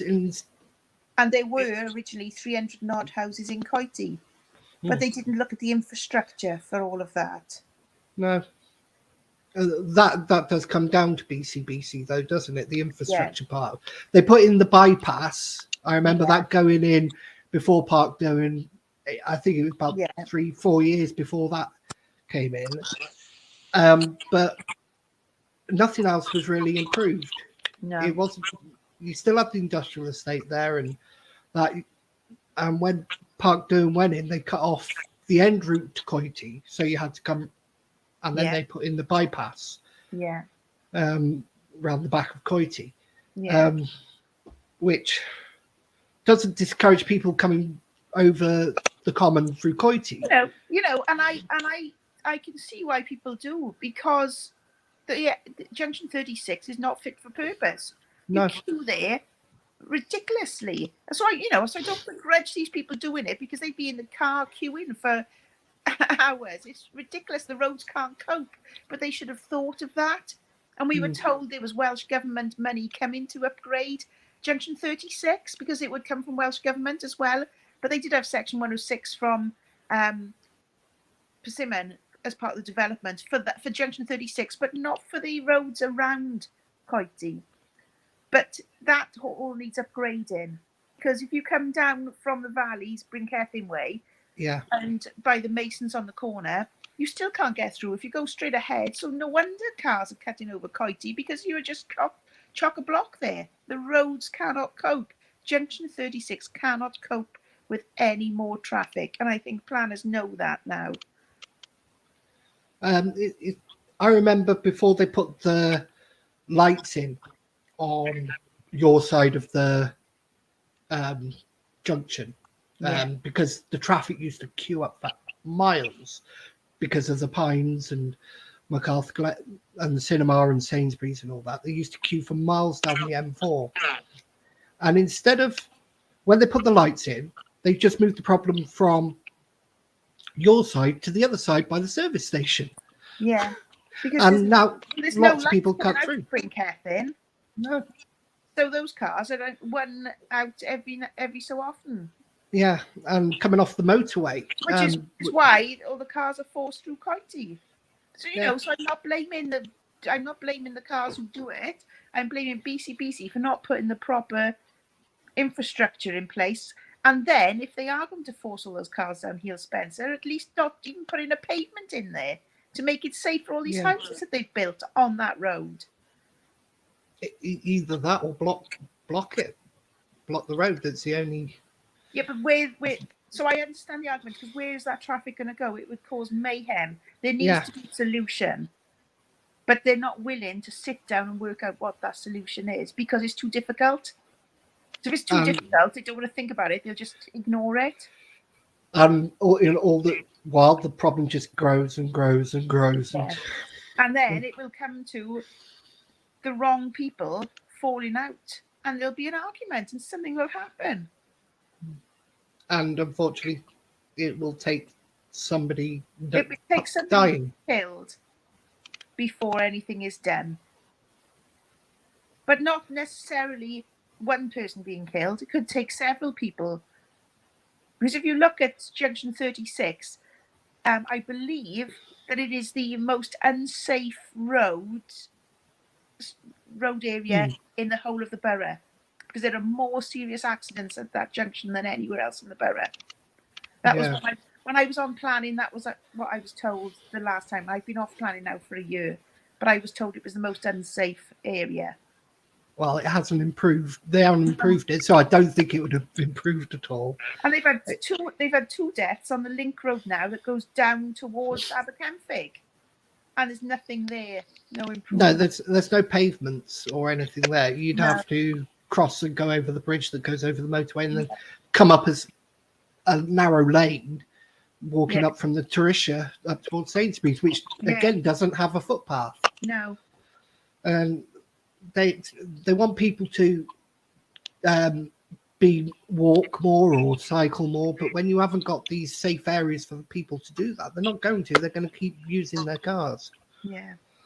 But there's a lot of issues with planning, and I know Broadland suffers this quite a lot, and Park Derwent has got it a lot, is where the roads aren't being adopted at this point. As Ian Spiller said, a cabinet member petitioned the Lalston Community Council to put a bin outside his address, but they can't get anybody to empty it because BCBC won't adopt the roads. Is this a failing of BCBC or the developer not doing that? I think I don't know that area, so I couldn't comment on that. But I know that from your experience with Park Derwent. With Park Derwent, there are two issues here. One, I would tell BCBC under no circumstances adopt those roads in the state they're in, because you not only adopt the roads, but you adopt the footpath network with it all. And the landscaping is so poor that in most areas that there's flooding and there's all sorts. It needs resolving. There's signs missing. I've chased for years for some signs. They're still not there. So I think there's developers in that respect. But there's also, Park Derwent is different because they built it backwards. And that's Welsh Government's fault, because Welsh Government sold the developers the land backwards. Instead of selling the land from the bottom up, they sold it from the top down in small chunks, which is why the school is so far into the estate and up the top, because they had to build the school quickly. And it's why, for example, there's no pub interested in the estate because of the way it's been built backwards, and they couldn't have had an area close to the main roads so that people could see them, so they wouldn't go inside right into the estate. So I think Welsh Government have done that, because when you're adopting a road, you can only adopt when it links to an existing highway. So of course, when they're building it backwards, and the roads at the bottom aren't complete yet for adoption, because that's where they're building now, the last areas. So BCBC cannot adopt. But there needs to be something in there, like you say, with bins. Now, I battled for years and years, and it's just such a slow thing. But we have got bins now. And the argument there was, well, Persimmon weren't going to put them in because who's going to empty them? But they finally agreed after to-in and fro-in, and they now pay the community council who empty those bins twice a week. Yeah. And the community council, I believe, have now agreed with Persimmon. I asked Persimmon for permission to put the poo bag dispensers Yeah. up there as well, and I believe there's 3 going up there now, funded by the Community Council, and Persimmon have given permission for them to be sited. So, with all criticisms of developers, sometimes if you work with them, they are willing to do things. It takes a long time, and they promise you everything, and you have to keep badgering them. But sometimes in the end, you can get things sorted. But do you think it? Let's take. Was it Gathercasteth where they were trying to build, where a park was supposed to be built, but Wimpy weren't doing it, and all BC were doing was just sending warnings instead of right, do this now. And they hadn't cleared the land, and they needed to clear the land, and it was just used as a storage area for waste, and it was just piled with mud. And so they kept saying, right, you need to clear it, but they weren't pushing. So it has been cleared now. So then I said, so last March, a year ago, they had the Section 106 money, a sizable sum, to put a play park in. Now, some of those children have been living there for 7 years. They're not children anymore. They don't need the park. And there are children there who are in desperate need of the inclusive, accessible play equipment. The only park they've got is the one in Coity Village, which is a tiny little park. And you wouldn't let the children walk over there on their own, because they'd have to cross the little road with no crossing where 40,000 cars cut through. Yeah. So it's not safe at all. I won't let my daughter, I live on the main road through Coity, and I will not let my daughter go to that swing park. Technically, she's old enough to walk to school now, but I will not let her cross that road. I cross her, and then I let her walk ahead. But no, she's not allowed to the park on her own. She's not allowed to the shop. She wouldn't be allowed to the shop on her own. And I worry, even with my oldest, who's almost 15, I won't go in there. I don't like it. I go myself normally. But so there's no park there. So I said, you need to. Oh, we've got 5 years to put the park in, because we've got to spend the Section 106 within 5 years. And that's the thinking. It's the reaction. Oh, we can put that on the back burner because we've got 5 years. No, these children and these families deserve better. So I walked the cabinet member around there as well and asked for his help. In fairness, he came out and I walked him through all my problems throughout the estate, but it didn't result in anything. I just had yes, they've got the money, that it'll be done when it's done sort of thing. They've got 5 years. No, we should be pushing together for these children's parks. The money is there. It's not costing us anything. They've got to spend that money on this park. So I have had an update. I haven't shared with residents yet. I've got to update. So there's potentially some light at the end of the tunnel, and the park should be coming soon. I think Taylor Wimpy are building the footpath network too there now. They've been instructed to do that so that the design can commence on the park. Yeah, I think, especially talk about Coity Higher Community Council, why don't they work with Coity Higher? Because eventually it's probably going to be transferred to Coity Higher anyway. I've asked if it can be transferred now, and Coity Higher Community Council have the Section 106 money and do it all, because it will be done quicker. But I'm waiting on they have to get their legal officer to look at the wording of the contract and the Section 106 to see if that's an option. So I'm waiting on that. It probably would require agreement from Taylor Wimpy, and that's it. Well, he's looking at it, the legal officer, as to what they can do and what needs doing. So there's potential there. So hopefully we'll have some movement on that. But you've got to fight for it. I know. You've got to fight. Sometimes you've got to fight for the simple wins, the easy things that aren't difficult, and that this not going to cost anything because the money is being provided for it. It's like the parks in Park Building, which you fought since day one, and eventually some have been put up and are now accessible. I had to go on BBC Radio and everything to discuss it all before I had any movement. But I know it's like Broadlands have been there nearly 20 years now, and a lot of the roads have not been adopted. And the developer, they've gone. There's no development there anymore. Yeah. The developer are not going to upgrade these roads. So BCBC need to enforce, you've got to get these done, otherwise we take them away. But There's got to be something in the contract that the problem is then, they can't. They have to take each.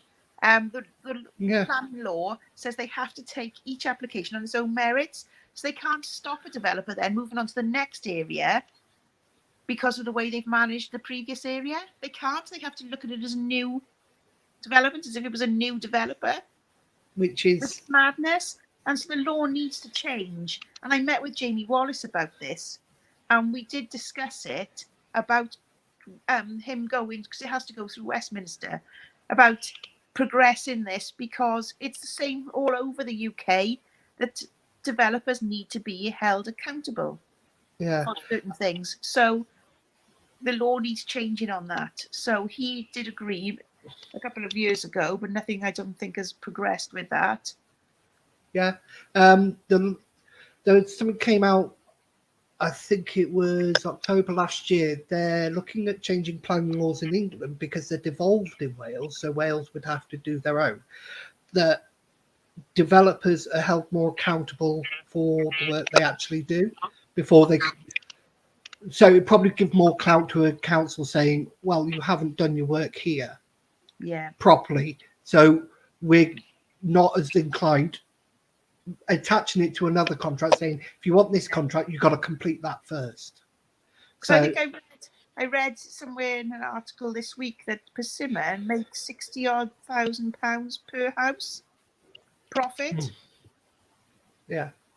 So. Well, they're making. If they can't build houses, they can't make profits. Their directors can't have these £1 million bonuses. I think so that's something needs to be done to stop that. When you've got people who are just got roads falling apart and where councils can't actually are refusing to take over the adoption because the roads aren't done properly to their specification that they require. But I wouldn't adopt a road that wasn't, if you have some work done in your house, you wouldn't pay the builder if you weren't satisfied with the work that was carried out. So I see that they shouldn't just adopt them, but there should be something in place that they can afford developers to complete. Yeah, the work to a satisfactory level, because it's the same with the play parks. BCBC were refusing unless they were up to standard, but it looks as though they're going to go straight to the community council now. That's one thing that's going to be trying to work out on Park Derwin, that they don't go to BCBC, they come straight to the community council. Yeah, I think there's action there to look at if that's I met with Persimmon and asked if they would consider that, and then spoke to the clerk of the community council to see if she would be willing to add it to the agenda, and I think you've agreed. We've agreed, and I believe Persimmon has. It's up to BCBC now whether that's a course that they're happy to take. Yeah, which I can't see why not, because it doesn't. They've got no transaction through that. It's a saving then, because there's no payment for asset transfers. No, it's just going to get another drink a sec. Yeah, carry on. While Amanda gets a drink, I'll promote Bridgend Indoor Market again. You can see the ticker going across the bottom of the screen. Everybody shop there, have fun, and keep our small independent businesses going in these hard times. Right. We're coming towards the end. We've got 20 minutes. Is there anything that I've got school bedtime to do shortly? Then you can drop off any point if you want. That's fine. We've got the next instalment of The Worst Witch to read tonight, so I'm excited to see what happens. I remember when the TV program was done for that. It was at Cllr they used for that, the ITV TV program. A long time ago. Is there anything that you would like to discuss that's on your mind coming up, considering we're coming up to an election now anyway? So no, I think you know, I think I've announced that I'm looking to restand. I don't know what will happen in Coity because Coity is now going to become a giant ward. We're going to have 3 Coity, councillors. Litchard and Pendray merged. I know the area well. I grew up in Litchard. I lived in Penlan. I went to Litchard Primary School. I went on to Bryn Teg. So a lot of my friends were from Litchard and Pendray growing up. I've lived in Coity now 17 years. But it's even if you think people will vote for you, even if they've always voted for you, you never know. People might not turn up. People might not vote. So it's a thing. I'd like to be re-elected, but who knows what will happen. My one concern about being re-elected with other individuals who aren't as, I mean, if you look at my referrals, if you look at my attendance record at BCBC meetings, I'm at 100% attendance. If you look at my referrals, I think I've done more referrals in the last 5 years in Coity than the other two, with the Pendray and the Litchard councils have done put together. More than doubled what they've done put together. So you know, that's my concern is with a big ward is you don't know who else, if I was lucky to get elected, who else would be elected with me, and whether I'd be having to deal with, because I already have people contact me to say, well, they're not responding to me, can you help? And how you know, it might be an absolutely mammoth task of dealing with the issues if you haven't got two people behind you that will also put in. And this goes for everyone who's in a multi-wars, because it is, because you get even, and this is politics aside, you'll get people who are independent, Labour or Conservative, who will put in work, and it depends who you've got with them. And you might end up with everything, and you see it in different multi-wards now that it's a problem. So that's a worry coming up. But what'll be will be, and so I don't think many people understood why they've created several multi-wards now in Bridgend area and got rid of Cllr because they said it wasn't working. So obviously, if that's not working, it's going to be more difficult everywhere else. Yeah. Pencoed now that we've got here, you've got in Coity, St Bright, and then you've got Brackler and Coitchurch together as well. Yeah, part of Brackler and Coitchurch, but you've got three or four areas in Brackler. Yeah, because you've got. But I understand they're trying to make it fairer, because the number of residents I've got in Coity, I think again, was almost double what they had in Litchard and Pendray. So you know, so it's I see that, but I mean I've coped fine with having that many residents and dealing with the issues. So I'm just, well, it's all new, and we'll see what happens. It's a full-time job now dealing with just Coity. Just imagine what it's going to be like with the other two. Because my referrals as well do not cover any interactions I have with Persimmon. It is simply only BCBC. So bearing in mind that Park Derwin isn't adopted, there's not that many that go actually via BCBC there. So all my referrals that come in, a lot more. I put more referrals into Persimmon and to Taylor Wimpey than I do to BCBC. So if I added all of those, my referrals would be 4 times higher. I know it is crazy. Now we've got 70 minutes. Might end this early today. If you want to stay for this, you can. I'd just like to thank Amy McConnell, Dan McConnell, and Lisa Lewis. My computer went last week, and Amy and Dan fixed it. They've put upgrade parts in, and Lisa Lewis bought me 2 terabytes of memory, or RAM. I'm not sure. Amy can tell me. She probably shout at me anyway, because I blamed her. Said blame her if my computer goes off. But I'd like to thank them. But this week on apparently the Morther Hub, Amy and Lisa have been criticised as doing this for publicity and things like that. They haven't done it for that. look, we've got 7 people viewing now. I'm not going to make a big difference if that was what they were trying to do. I don't have a great thing. I've got 87 members on my Facebook page, so I'm not reaching a major amount of people. So that was not the thinking. The message went out from on WhatsApp. I'm guessing it was via Amy, and there were many people who wanted to help.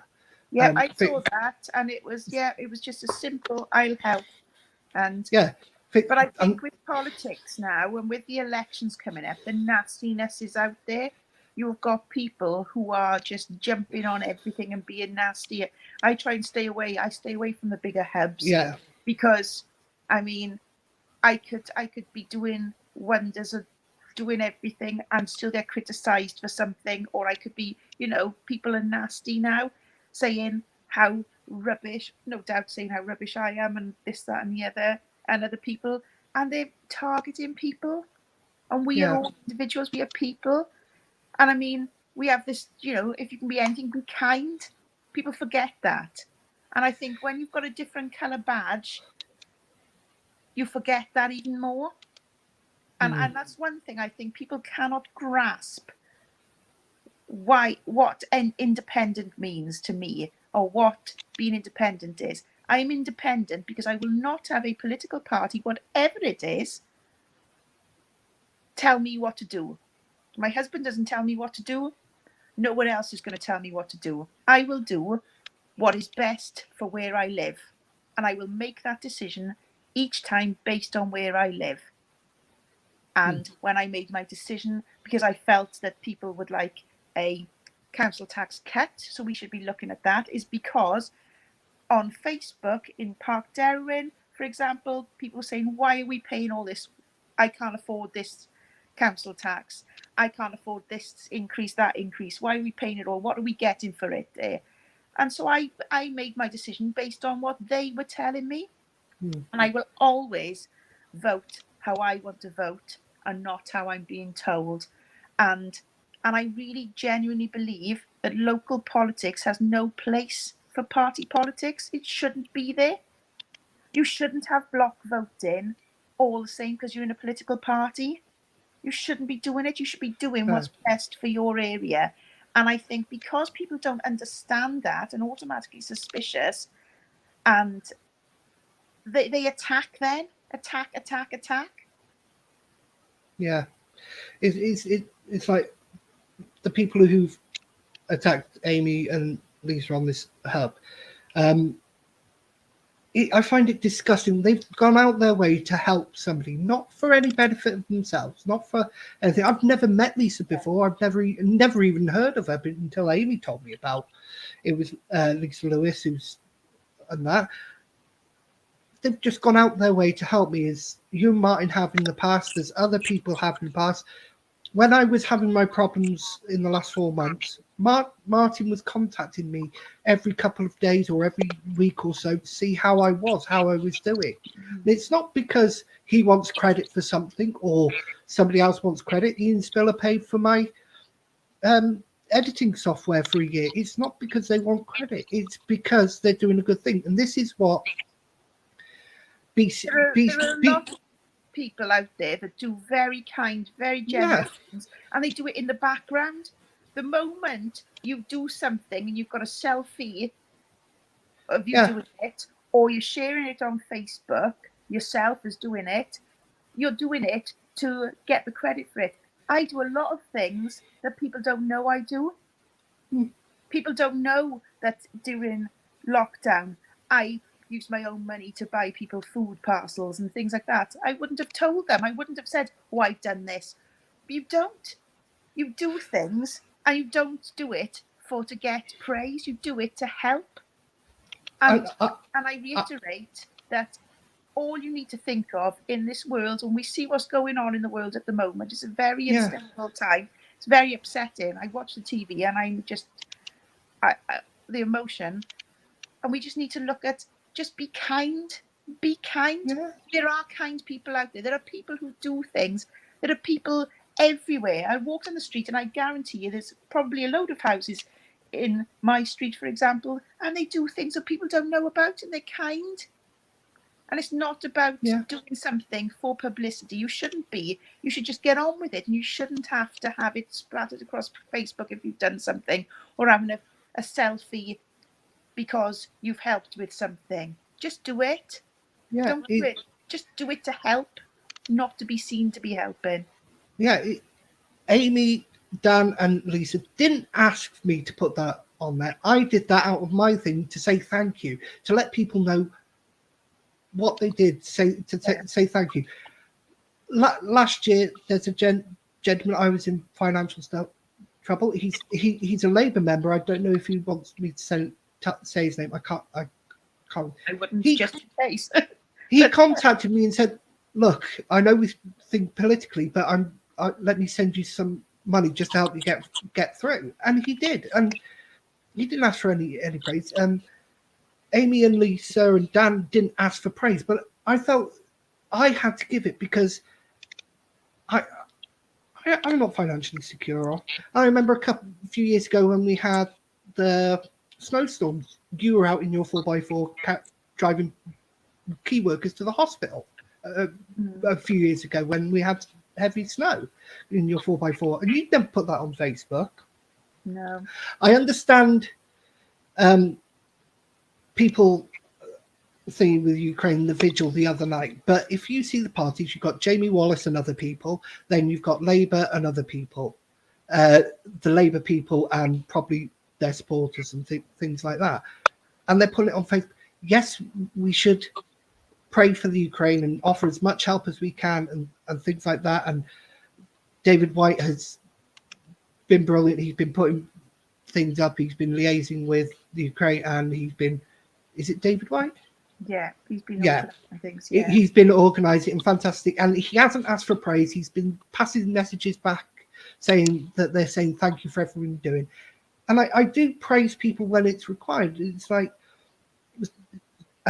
Stuart Baldwin. We don't get on. We've had a few clashes on Facebook, but his idea through the communities develop refurbishing parks that aren't on asset transfer lists or anything like that.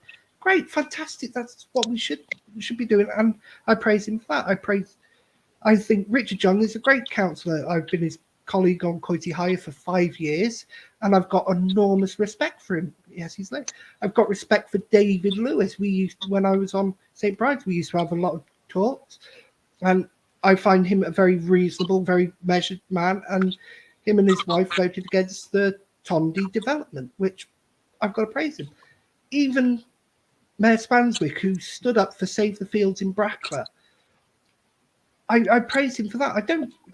I'll criticise when I think something's wrong, like the council tax freeze. I think they could have gone further or done something more to help people at Bridgend, especially school transport or other things in this time of crisis.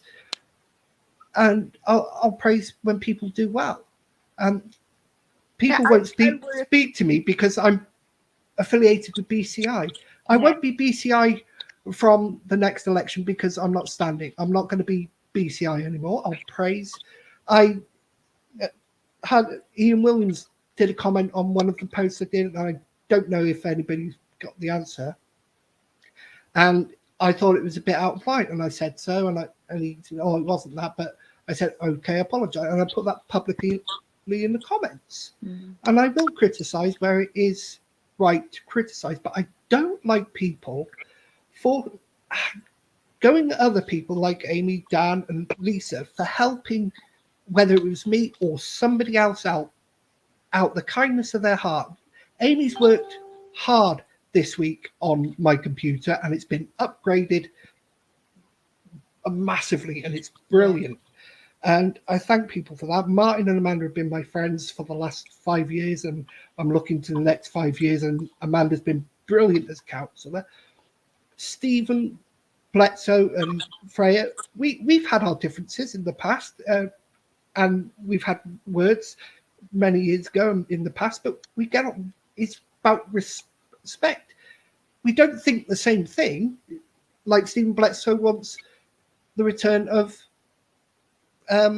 traffic into the town centre. I'm against it. That's something I don't think is right, but Stephen Bledsoe thinks is right. we differ on opinions, but I'm not going to vote. If I was in council and Stephen was in council and this came up, I would go with what I feel and what my residents would feel if I was a councillor, not what I'm expected to do.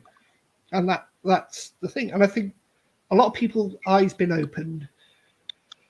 I don't blame it. They've got their place, and there are some good councillors on there. I don't know many of them, to be fair, and I'm probably like a lot of them personally, just our politics don't mix and politics get in the way. And I'm sure there are many good ones out there. There's many long service, like Richard Young. I think he's one of the longest serving councillors, along with Mayor Spanswick. Jefferson Tilsley has given his life to Kennelly, whether through community council or being elected in 1979 first as a county councillor. Jefferson Tilsley got the railway bridge built in Kennelly to stop heavy lorries going through to the chemical industrial estate. When Margaret Thatcher brought in the rent, I forgot what it's called, where you bought your house if you lived in it. Yeah, council house. Yeah, the right to buy scheme. Jefferson Tilsley did a course to do I think it was conveyancing, and he offered his services free to those in Kennelly who weren't able to pay for a conveyancer. He did that for free, and people like that I respect, where they go out the way for the community. And I think that's why I praise Sarah Murphy this week, because she's going against her own party in calling for this report to be published. And that takes a lot of doing when you're in a party to stand up and call against. So respect to Sarah Murphy on that. I'd love to speak to her on it sometime. It would be fantastic. But as I say, my opinions are my opinions. Yes, they may align sometimes with what Martin thinks, what you think, what Steve thinks, what Ian thinks, or anybody else. But I still have my own opinions. I'm not brainwashed. No. As one person pointed out, oh, you're brainwashed by BCI. No, I'm not. I have my own opinions. And I argue with people. I argue with Martin as well. Anyway, that's my rant. It was going to be a lot worse, where I was going to actually send you away, and I was going to quit BCI and then go and name people and really have a go. But I've calmed down since Friday. After I spoke to Amy, I've calmed down since then, and I think it's horrible. Unfortunately, she's had to pull back from standing down at this election. Not for me to say why. It's not my thing. It's up to Amy if she ever wants to say that. And I wish her luck in the future for whatever she does, and I'll keep in touch with her, because brilliant people, her and her husband. And I'll always be talking to everybody, and I hope after the election, whoever's in, people sit down and talk with me, because at the moment, the parties won't talk to me. Conservatives are not talking to me now. Tom Gifford has tried to help, but I haven't heard anything back. Labour won't talk to me, and nobody else will talk to me. You're making me an independent voice, a voice for independent people. But when I stood for election last time, residents said, well, now I've been doing things in the village for years and years and years. Yeah. Lots of people knew me, but lots of people didn't know me, particularly the new houses. And they said, oh, how about we have all of the candidates up and have like a hustings? Nobody else would do it. I was like, well, I'll come and talk to you on my own then. But it's, but I just want to say two things if I can. And it's, no matter what party you are or aren't with, it should be what you should be, the voice for your community. And the right people to get in, wherever they are, whoever they're standing for, should be the people who know that area, live in that area, and are doing it for the people in that area, not for a group or a party or anything else. You should be standing, looking to be elected, where you will make a real difference and where the residents can trust you and work with you, and you will be the face representing them. And the only other thing I want to say is I want to reiterate the be kind and just everyone be kind. It's not difficult.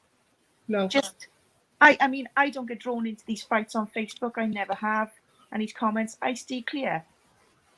Because that's being kind. I'm not going to get involved. If people want to say anything about me, I will say on Facebook, or I will say to someone's face. But I avoid all these areas because it's not good. It's not good for anyone when there's people having a go and popping and criticising. You should be applauding the people who are standing up against you for doing it, particularly if you're not backed by a party. You should be applauding their willingness to be involved and to stand up and put their head above the water and try and help their communities.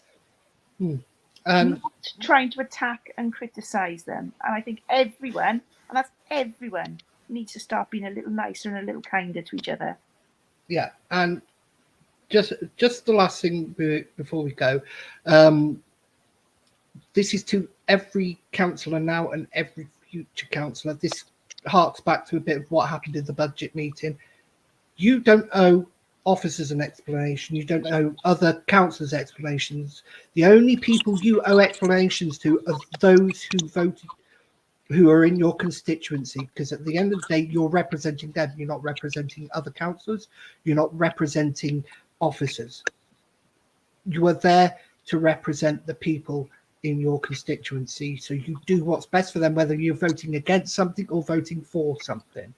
And you shouldn't have to explain yourself to a BC officer of why you voted against something. That is only for your residents to question you on, because at the end of the day, they're who you answer to.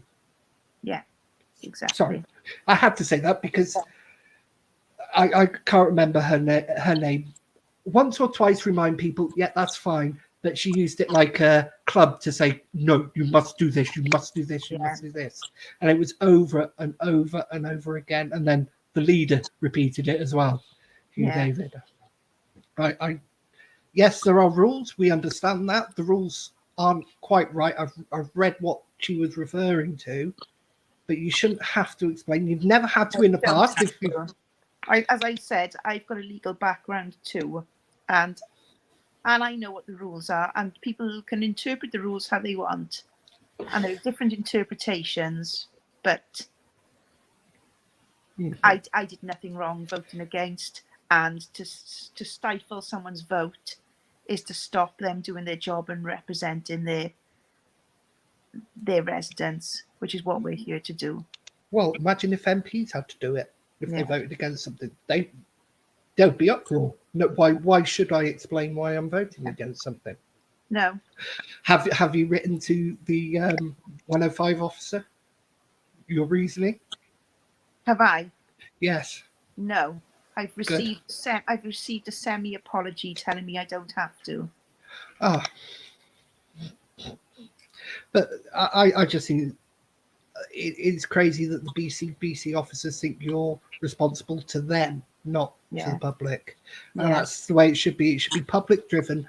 They elect the people who run and shape the council. They don't elect officers, they elect members to run the council and how the direction of the council. And the BC officers are there to carry out that will of the votes of the leading party, or however it's made up. Whether it's and that. So anyway, we're 3 minutes longer than I thought, and I'll let you get to your kid. Thank you, Amanda, for doing this. I didn't think we'd get 2 hours, but we have. More than willing to have a chat and come on here with anyone from any parties and talk to them. Well, the invite's there to any party. I'd love to have the leaders of the party.